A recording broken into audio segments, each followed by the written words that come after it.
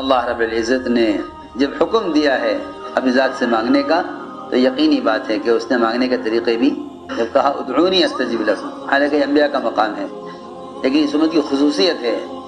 کہ اس امت کو اللہ نے یہ درجہ دیا، جب دیر تک دعا مانگتے رہو گے تو بہت دیر کے بعد اس دعا کے مانگنے کی کیفیت کی ابتدا ہوگی، بے شک کیفیت کی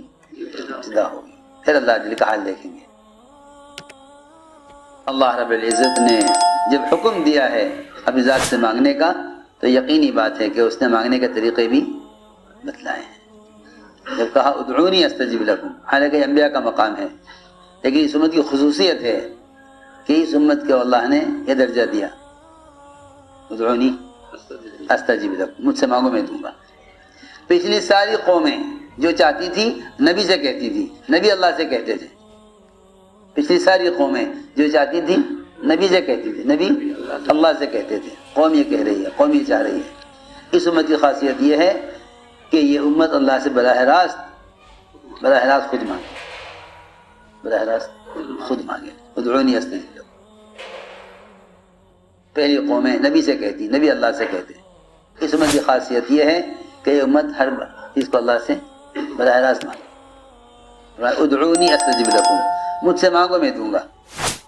اسی لیے فرمایا لو لم ترد نیل ما ارجو واطلبه من جود کفیک ما علمتنی طلبا، لو لم ترد نیل ما ارجو واطلبه من جود کفیک ما علمتنی طلبا، اے اللہ تو اگر مجھے دینا نہیں چاہتا، تو اگر مجھے دینا نہ چاہتا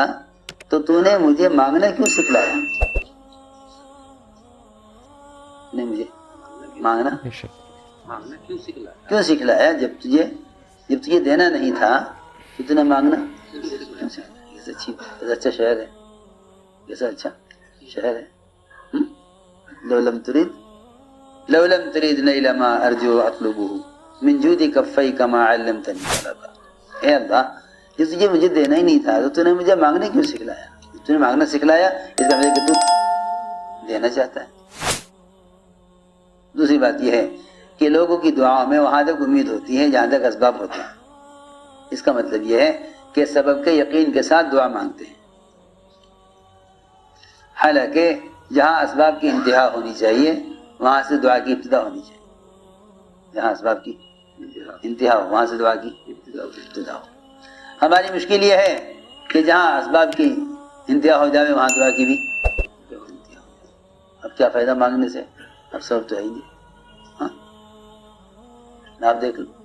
جہاں تک تمہارے سامنے اسباب ہیں وہاں تک دعاؤں میں وہاں تک جان رہے گی، جہاں اسباب ختم ہو جائیں گے وہاں دعا میں سے بھی جان نکل جائے گی۔ باب قائم کیا 15واں باب دعا کا، اس میں دعوت اور ایمان سے اور اعمال سے اس پر آئے کہ اگر یہ ایمان اور یہ اعمال ہوں گے تو دعائیں اس طرح قبول ہوں گی۔ حضرت حیات صحابہ کے عنوانات دیکھا کرو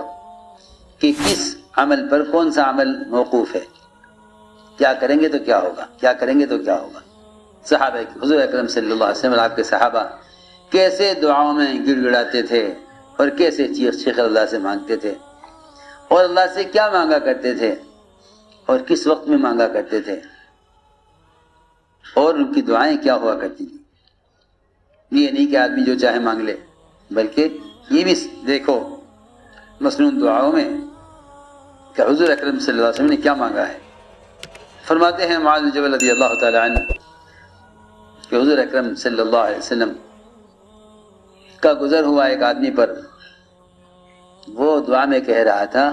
اے اللہ میں تجھ سے صبر چاہتا ہوں، میں تجھ سے صبر چاہتا ہوں۔ دیکھو حالانکہ بعض روایتوں میں اللہ سے صبر مانگنا بھی ہے، اس کا کیا مطلب ہے کہ میں تجھ سے صبر چاہتا ہوں، اگر تکلیف آ جائے تو صبر مانگنے میں حرج نہیں ہے، صبر مانگنا چاہیے، لیکن بلا کے آنے سے پہلے صبر مانگنا اس کا مطلب یہ کہ اللہ تو مجھے بلا دے تاکہ میں صبر کروں، مجھے بلا دے تاکہ میں صبر کروں۔ ایک صحابی تو ایسے اجر کے کا یقین تھا ان کو کہ وہ دعا کرتے تھے اے اللہ تو مجھے اولاد دے، پھر اس اولاد کو وفات دے، پھر میں اولاد کی وفات پہ صبر کروں تو مجھے اجر دے.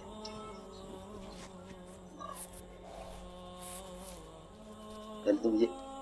اولاد دے، پھر اولاد کو وفات دے، پھر میں اس پر صبر کروں تو مجھے اجر دے.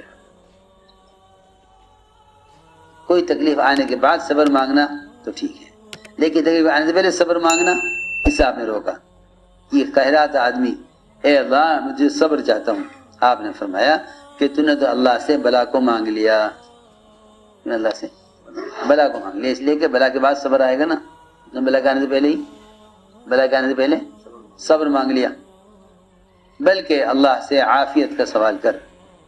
ایک آدمی کے پاس سے آپ گزرے، وہ کہہ رہا تھا دعا میں اے اللہ میں تجھ سے تمام نعمت چاہتا ہوں، تمام نعمتیں. آپ نے فرمایا اے آدم کے بیٹے تجھے معلوم بھی ہے کہ تمام کے نعمتوں کا اتمام کیا ہے؟ عرض کیا یا رسول اللہ میرے جی میں ایک دعا آئی تھی، میں نے اس کو خیر کی امید پر مانگ لیا. آپ نے فرمایا کہ نعمت کا اتمام یہ ہے کہ جنت میں داخلہ ہو جاوے اور جہنم سے پناہ ہو جاوے. یہ تمام نعمت ہے. ورنہ لوگ سمجھتے ہیں کہ دنیا میں جو کچھ ہے بس یہی نعمت کی انتہا ہے، بلکہ سب سے بڑی نعمت نعمت اسلام ہے. ایک آدمی کے پاس سے آپ گزرے، وہ دعا میں کہہ رہا تھا یا ذا الجلال والاکرام یا ذا الجلال والاکرام. آپ نے فرمایا کہ تیرے لیے قبولیت کا دروازہ کھل چکا ہے، اب اس وقت جو چاہے مانگ لے. کیا کہ